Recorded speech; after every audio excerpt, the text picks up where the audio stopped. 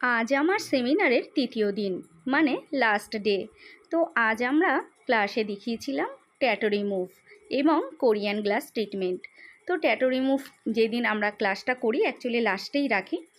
তো ক্লাসের মধ্যে মেয়েদের চলছিল মেশিন তারা কিভাবে চালাবে, কিভাবে অন করবে, কিভাবে পাওয়ার এনার্জি সেট করবে এবং কিভাবে তারা হ্যান্ডেলটা ধরবে এবং কিভাবে তারা কাজটা করবে।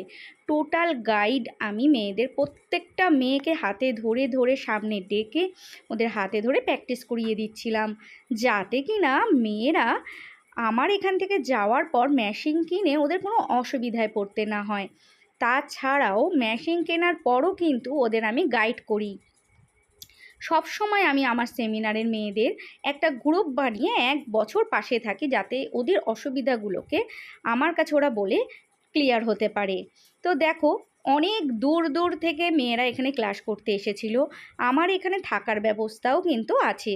তোমরা যদি শিখতে চাও তাহলে কিন্তু তোমরা চলে আসতে পারো আমার লোকেশানে। আমার লোকেশান বারাসাত। তো আমাদের সেমিনারের মধ্যে carbon laser facial, photo facial, tattoo remove, Korean glass treatment, pigmentation remove, chemical peel যেটা কিনা প্রফেশনাল, ফ্রেকেলস রিমুভ থেকে শুরু করে প্রত্যেকটা কোর্স আমাদের এখানে দেখানো হয়। তাছাড়াও পার্মানেন্ট হেয়ার রিমুভ তো রয়েছেই। আর একটা মেশিনের মধ্যেই সমস্ত কিছু থাকাতে আমার মেয়েদের মেশিন পারচেস করতে সুবিধা হয়। আর সেই কারণেই আমি একটা মেশিন নিয়ে এসেছি যেটাতে কিনা সমস্ত কিছু আছে, যাতে কিনা আমার মেয়েরা সহজেই কিনে ওরা কাজ শুরু করতে পারে। তারপরে তো আমি নেক্সট গাইড দিয়েই থাকি। তো যাই হোক, তোমরা যারা ভাবছো করবে বা করছো, তোমাদের কাছে একটা কথাই বলবো, যারা ভাবছো করবে তারা স্ক্রিনে ফোন নাম্বার দেওয়া রয়েছে, তোমরা আমার সঙ্গে যোগাযোগ করতে পারো। আর যারা করছো তো তাদের বলবো আমাদের কাছে কিন্তু মেশিনও অ্যাভেলেবেল রয়েছে, তোমরা যারা নিতে চাও নিতে পারো। আর এই দেখো কি সুন্দর করে হ্যান্ড অন প্র্যাকটিস হচ্ছে। তো যাই হোক, আমাদের কিন্তু সুন্দর মতন সেমিনারটা আজকে 3 নম্বর কমপ্লিট হচ্ছে। তো তোমাদের একটা কথাই বলবো, আমার পেজে গিয়ে তোমরা ঘুরে আসো, আর ঘুরে আসলে দেখতে পারবে যে আমার এখানে কত রিভিউ মেয়েদের। চলো মুখে না বলে তোমাদের এই লাস্ট সেমিনারের রিভিউগুলো মেয়েদের দেখিয়ে দিই। মেয়েরা কিন্তু লাস্টে কিন্তু আমার জন্য বোর্ডের মধ্যে এত এত ভালোবাসা দিয়ে গেছিলো। তো এটাই ছিল আমার এই যে 3 দিনের জার্নির কষ্টর সার্থকতা। তো আমি এত ভালোবাসা, এত হামু, এত আদর পেয়েছি, এটাই আমার যেন মন প্রাণ সব ভরে গেছে। তো বিশ্বাস করো, আমি সবসময় মেয়েদের বলি যে বাবা মা শিক্ষাগুরু এরাই হচ্ছে গুরু হয়।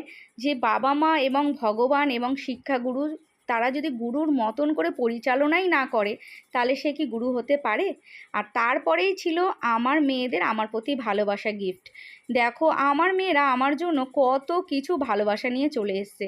তো সেগুলোও স্মৃতি আমি রেখে দিলাম ফটোর মাধ্যম দিয়ে। আর চলো এবার দেখাতে হবে তোমাদের ইমোশনাল। উফ, এই সময়টা আমি কিন্তু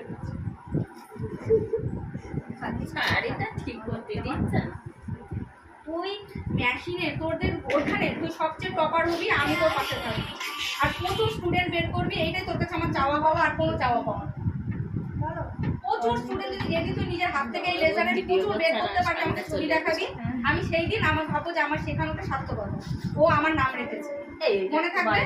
আর সমস্ত কিছু কোর্স তুমি করবে, সমস্ত কিছু, আর সমস্ত মানে একটা ক্লায়েন্ট আসলে যেন তার সমস্ত A to Z তুমি করতে পারো। আর একদম টপার হতে হবে, ওখানে টপার। তবে আমি ভাববো যে না, প্রীতি আমার নাম রেখেছে, এখানে শিখে আমার সেন্টারের নাম রেখেছে। সে কোথায়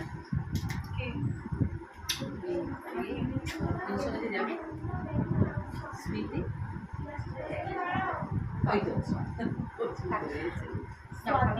খুব সুন্দর করে কাজ করো।